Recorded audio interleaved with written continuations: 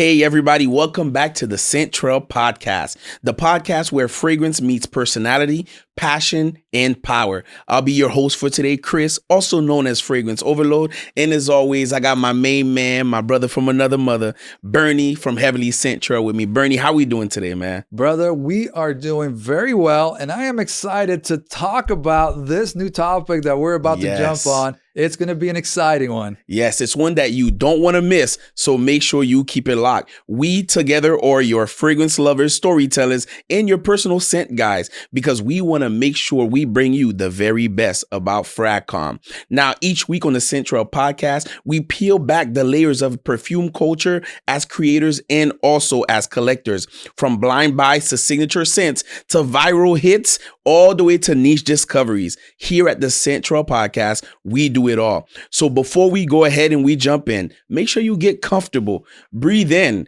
and let's go ahead and jump into the world of scents together. Bernie, are you ready, my man? Let's go. Let's make it happen.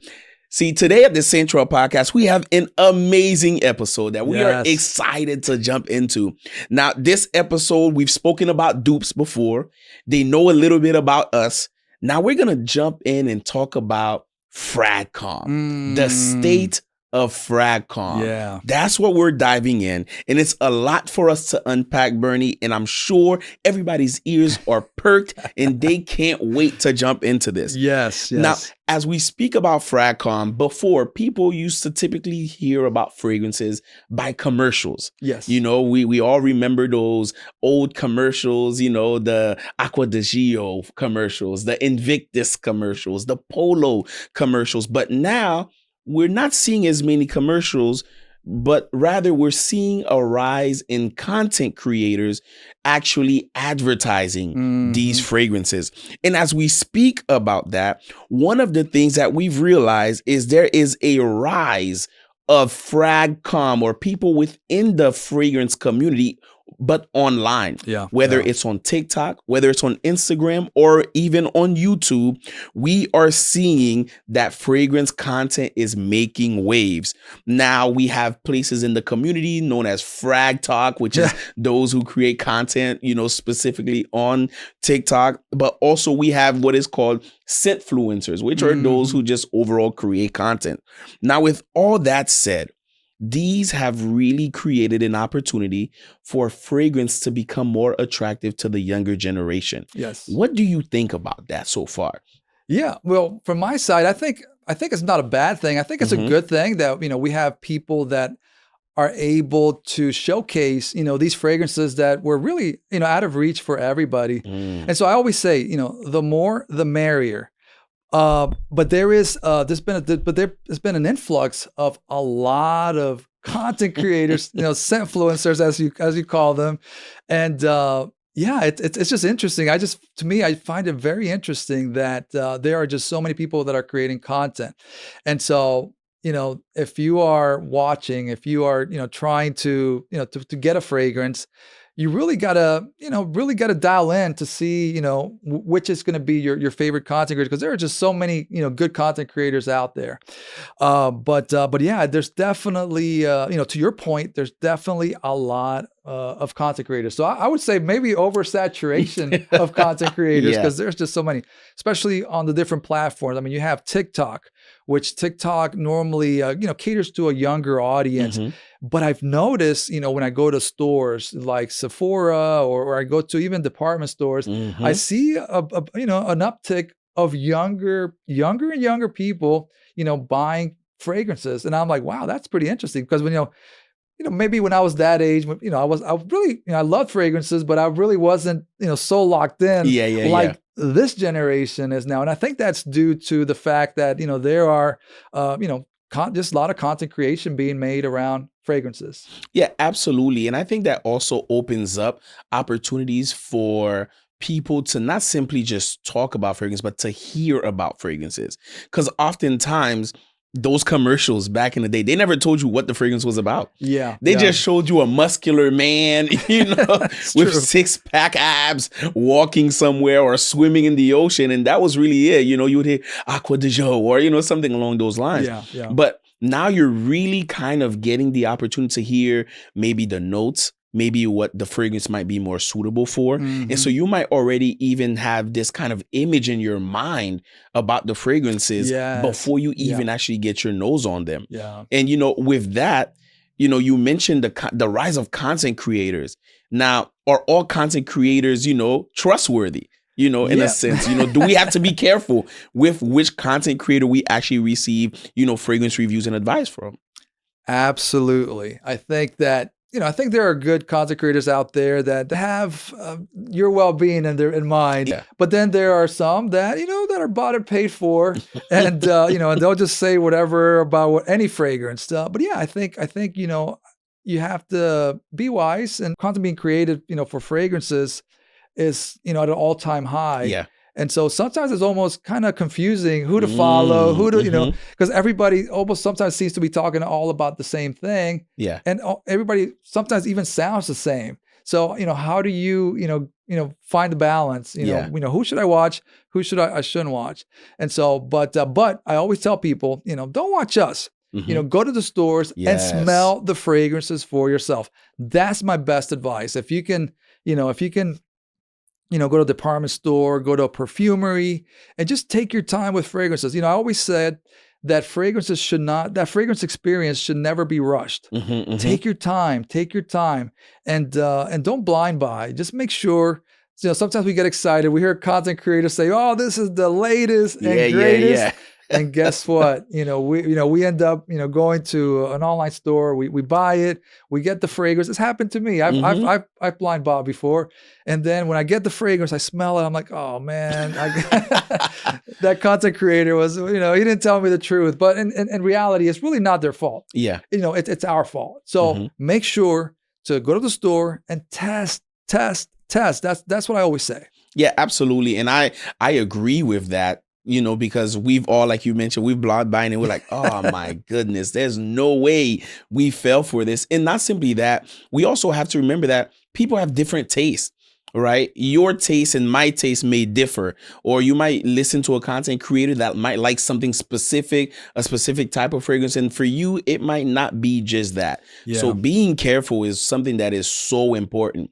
Now, with the rise of content creation and with you having so much passion for fragrances, there's clearly a difference in quality from time to time based on who you're watching. Yeah. And when we say quality, we're not talking about camera, we're not talking about the technical aspect, but we're speaking about the quality of content being created for the fragrance. Are they really doing the fragrance, the justice? Yeah. So for example, one of the things that I've recently seen, or I've seen many times, is people who get fragrance bottles and just spray 100, 200 sprays on them, and they pass that as content. Yeah. It's something like that, Bernie. What crosses your mind if you're someone who's looking for a content creator? Maybe you're thinking about getting into fragrances, and that's what you're seeing. What goes to your mind when you think about that? So my approach to fragrances, I'm a collector. Mhm. I'm passionate about fragrances, and when I'm shopping for a fragrance or when I'm looking for a fragrance, it's a journey. Yeah. And so my approach, whether it's watching a content creator create content about fragrances, I'm looking for someone, and we've spoken about this, somebody that's authentic, somebody that's, it's telling me the truth. Because at the end of the day, if you're not telling me the truth, Exactly. you're deceiving people. Of course. And so I don't want to be deceived. So I think one of the most important things is that, we need to, to be able to decipher, what is true and what isn't. And to your point, that, we watch content creators who are going to, be able to deliver, honestly, deliver, something that's truthful. And at the end of the day, deliver, just good content creation. Yeah, absolutely. And one of the things that I always tell people is I always say, because I'm a content creator, and when people think about, oh, you're a fragrance content creator, so they anticipate that because one content creator does something one way, that means that's what everybody else does. Yeah. And it kind of puts us all in this kind of bucket. It's like, well, no, we're a little different, but sometimes we see that. But, speaking about content creation and about Fragcomm, there are sometimes working with certain brands or certain stores are very welcomed, but sometimes not so much. Yeah. I don't know if you have something you would like to share about that regarding maybe an event or a situation where maybe, things didn't work out as a content creator as you thought they would have at a certain store or at some place. Yeah, absolutely. I have many stories, as content creators, we love to report, to our followers, new fragrances. When a new fragrance comes out, we want to be the first ones to tell them, hey, I Absolutely. got my nose on this. And so as content creators, we like to bust out our cameras. We like to, talk to the camera, say, hey, I'm here, so and so place. And I'm just smelling this fragrance and it smells awesome, or it's not what I expected. We want to deliver that to our audience. But yeah, there have been challenging times when you go to a store, whether it's and normally it's the big stores, Of course, big of department course. stores, very well renowned. Sometimes you bust out a camera or something, and they you can't do that here. You can't record here. I'm like, well, should I buy anything from here? Because a lot of times, I mean, we buy from Creed, we buy very pricey fragrances. And so if I can't create content, at a store, for me, it's just very hard to go back to a store like that doesn't allow me to, to record or to even, capture a video or even a picture. A picture, yeah. And sometimes these stores can be a little bit intimidating to content creators. Of course. But at the same time, we shouldn't feel that way. I mean, we live in the day and age of TikTok. We live in the day and age of Instagram, Facebook. Everybody has a phone. Why are you going to admonish a content creator for just taking a video of a fragrance bottle? I think it's wrong. And I think that, people, if we are going to do that, then, we're just going to shop elsewhere, wherever, where we're allowed to, to bust out our cameras and report to our people, what we love and what we don't love. Yeah, absolutely. And to those stores right there, if you are an executive at a store, please, we just out here trying to get some content to promote your store.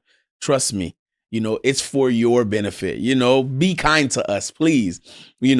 And one of the things we're going to do, Bernie, we're actually going to switch gears because there's a big debate going on right now within the fragrance community. Yeah. We've spoken about the debate about the whole dupes and originals type of thing. Yeah. But there's another debate that goes on, and it's actually about niche versus designer fragrances. Because now we're seeing the rise of, very popular niche houses like a Xerjoff, Maison Francis Kirk John, Parfums de Marly, which we both enjoy very much, BDK Parfums, and so on. And we're seeing from time to time that there may be less individuals within the Frag community itself that's actually promoting designer scents. It seems as if like designer scents kind of are in the, they're taking the back seat a little bit, and people are now really pushing these, niche fragrances. Yeah. Are, designer fragrance houses or fragrance brands losing popularity? I think so. I think they are. And I'll say this. I'll say that, niche perfumery has come a long way.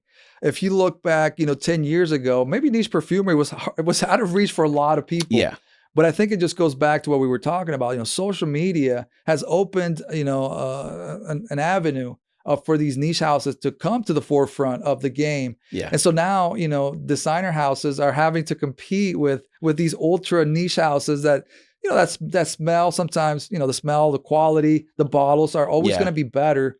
And not only that, but pricing. I mean, if you look at the inflation and everything that's taken place, fragrance prices have gone up. I was looking at a report, between 15, 30, and in some cases 40%. Yeah. And so that to me is like, I don't know if I'm offered a designer fragrance for $185, $200. I don't know if I'm going to buy that because, if I pay a little bit more and I can pick up a niche fragrance. Yeah. Or something, with something a little more exclusive. Yeah, more exclusive. Yeah. And that's so crazy because we're also seeing not only are they, less people speaking about designer fragrances, within Fragcomm, but also I think we're also seeing an oversaturation of designer scents being released. Yeah. Because one of the things that I've realized is sometimes you will find some houses who release a fragrance every year. Yeah. Or a fragrance every 9 months. You'll have a designer brand that has, the EDT, the eau de parfum. Then they have the parfum. then they have the absolute, then they have the elixir, you know, It and never so ends. It yeah, never and, ends. and so really it's just that very same. Now we're seeing fragrance lines Yeah. from these designer brands extend 4, 5, 6, 7 fragrances with the exact same DNA. You know, so what are your thoughts on that, of what's going on? Do you think that has an impact, you know, because they're losing popularity, they're trying to come up with something new, or what do you think it might be? Yeah, I think that I think there's definitely flanker, releasing flanker after flanker sometimes doesn't help Yeah. because it takes away from the exclusivity. Sometimes, and what they do is, they'll just change a note here or note there and then just name it something else. But I think that I think you lose exclusivity, and I don't know. I mean, but I know why they do it. It's a big marketing Yeah. scheme, and they're wanting to get more sales. They wanted to energize the consumer, Hmm. and so and that's the reason why they release flanker after flanker. But yeah, I really believe that designer fragrances have taken a hit in these last maybe the last 5 years. Mm. And like I said, niche fragrances are really pushing forward, and but there's also an interest Yeah. by the public and by the consumers to get niche fragrances. So I think that yeah, I think designers need to reinvent themselves, and Hmm. those prices need to come down Yeah, for for sure. sure. And you know what? It's crazy that you mentioned that. Now more than ever, we're seeing a lot more, even people in the younger audiences looking for niche brands. Yeah. Now I'm talking about, you go to fragrance events and you're like, oh, it's a niche fragrance event, but then you're seeing 12-year-olds, 10-year-olds, and all of this being pushed out there. So I think there is a change that needs to be made for sure. And now you've mentioned something briefly, and we're going to sit and talk about it a little bit.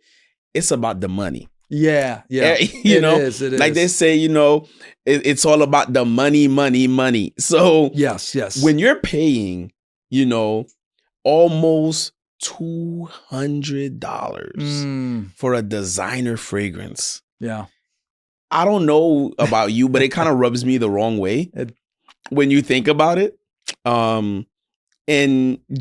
before I even say my thought, what are your thoughts on that?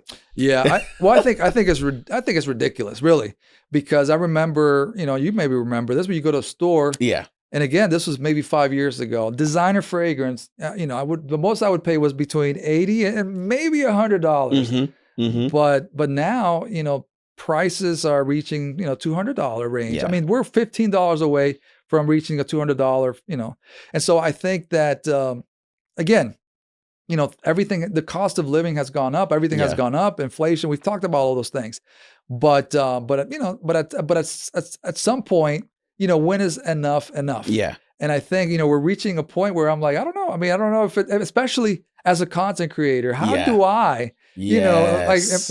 is it worth for me getting a designer fragrance at Yeah. 185 a pop, $200? I don't know. I don't know if I'm going to reach for that, and maybe I'll just stick, find my own way, maybe Mhm. reviewing, niche fragrances that I really love and Yeah. enjoy. But if I'm going to be dropping that kind of money, it's always going to be on, on niche fragrances. Yeah. And one of the things that's important too is we're not just speaking about newly released designer scents. We're talking about designer fragrances that probably were out 4 or 5 years ago at $98 or $110 at the max. Those same fragrances Same. are now $165. Yes. And you ask yourself, man, what's going on? What took place? And it's one of those things where it makes you curious to know, okay, we know it's all about it's all about the money. It's Yes. about greed and putting money in their pockets, because guess what? It's the same formula. The same fragrance, nothing has changed but the price. Yeah. And so that impacts content creation, because if the prices continue to rise, where do you see fragrance content creation going? Yeah. Well, If the prices keep rising. Well, it's a tough take because as content creators, obviously, these fragrances are very pricey. Yeah. And a lot of niche houses are not going to send you a free bottle. I don't Nope. know. I don't know. Some people think that all the bottles I have are free. No, they're not free. But we do accept free bottles, niche houses. We do accept free bottles. we do. And so, so at the end of the day, it puts us in a predicament because it really does pressure you to really, hand select what you're going to talk Yeah. about. But as a content creator, we are, um, put in a spot where it's like, man, I want to get that fragrance, but so the decision making Mhm, becomes mhm. becomes that more important, Yeah. you know? And one of the things that's crazy about that is you sit and you ask yourself, sometimes, when you subscribe to, the niche houses, you get an email and say, oh, on this day, we're going to increase our prices $25 from the original. I mean, it was already expensive to begin with, Yeah. you know, and you think about it, it's something that we're seeing climb constantly. And do you think the climb is simply about, because of inflation, or do you think now that we're so popular in fragrances, people of all ages, people of all ethnicities are loving and rushing to fragrances? Do you think now these houses are trying to cash in on that?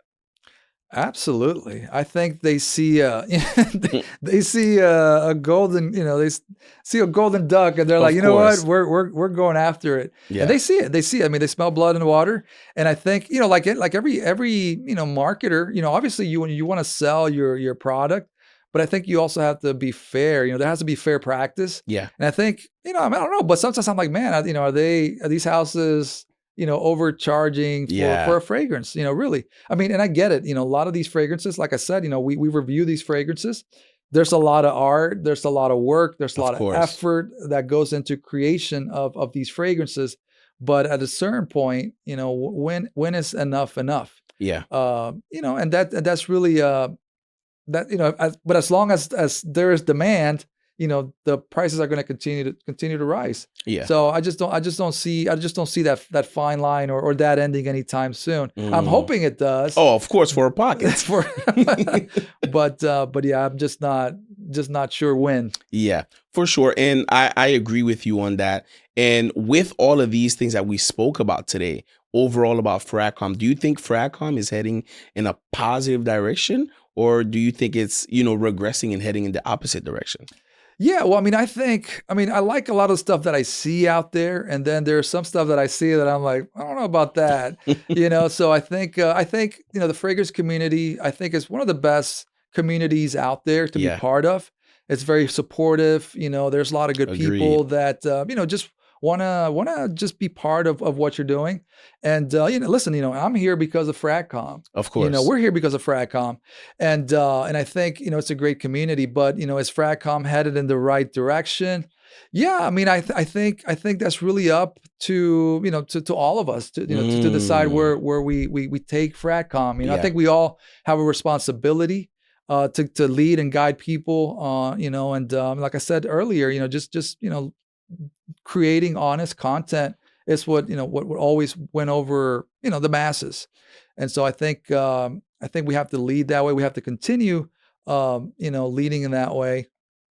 And but yeah, that's my take on it. yeah, for sure. And I agree with that because, as people who are content creators, as people who have a voice within the community, and for every other content creator out there, it is our duty to the art of perfumery, to what scents really mean and represent to us. If we truly love it, then we have to want to nurture it and move it in the great direction. And that's Yes, phenomenal for yes, sure. Now, Bern, we're at the spot where we always get excited for, because yeah, we are now at the Scent Trail Spotlight. yes, And yes, today we have an incredible unboxing that we're about to do live for you guys. yes. Now, this house here is a relatively, new or younger niche house. But Bernie, you could tell us a little bit more about this because you actually met with the owner as Yes. well, and you were able to, speak to them and, dig a little bit and find out a little bit more about this house. What can you tell us? Yeah, well, what I can tell you is, man, I met Camille Marwan. He is the CEO and founder of Imperial Parfums, Mm-hmm. and I met him at an event in Miami where we met, Glenn, also known as Mr. Cologne 76. He was there. And so Camille Marwan, gave me. I had the great pleasure of being shown these Yeah. fragrances by the CEO himself, and I was really impressed by the presentation, by the way these fragrances smelled. And yeah, it's a younger niche house. It's they were founded in 2022, and the fragrances themselves have 30% oil, so you're Oh, getting a wow. nice perfume extra, the Yeah. parfum. And so yeah, so it's they're great offerings, and I am ready to jump on and break that box, because I've had it for Yeah, yeah, for yeah. a while. It's been sitting. It's been macerating for a little bit. Yes, Yeah, yes. let's go ahead and let's jump into the unboxing. And you can tell us a little bit about the fragrance itself. Yeah, so this fragrance is called Blue Diamond. Okay. And this is this is a blue box, so it's obviously a fresher take on things. Mm-hmm. And so I was introduced to this one when I was at HDYS in Miami, and I really, really liked this fragrance. It was just an excellent fragrance. And so let me open it up. Check out the presentation. Wow. I already took a sneak peek. Yeah, so that's the Wow. presentation. Comes in a nice box, and it comes in this little beautiful blue bottle. Incredible. Has a little diamond on the top, and it's called Blue Diamond. And so I want you to smell this, because I know I'm excited to get when in I there. smelled it, I liked it. My wife loves this fragrance, and as soon as she put her nose on it, she goes, "You need to get that." And so let's take it for a run, a spin. Oof. I'm excited. Oh my gosh. The whiff has already told me all I need to know. Yeah. Now, what are your thoughts? What are your initial thoughts on that fragrance? Okay, so first thing first, I want to let you guys know something about me. I've been exploring fragrance houses.